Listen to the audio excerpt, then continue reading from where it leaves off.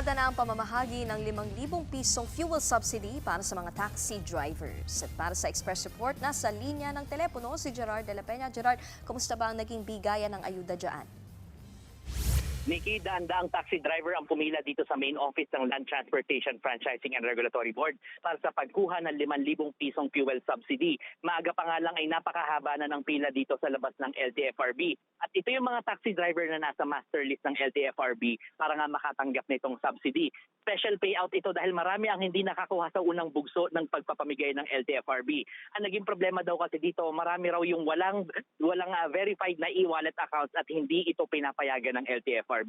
Ang sistema rito ngayon, kailangan nilang ipakita yung kanilang driver's license, photocopy ng ID ng operator, photocopy ng franchise at certification mula sa operator na nagpapatunay na sila ay driver nila.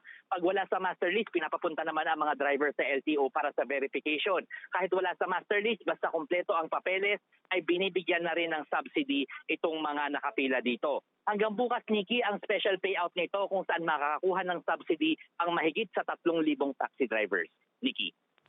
Yan ang Express Report ni Gerard de la Peña.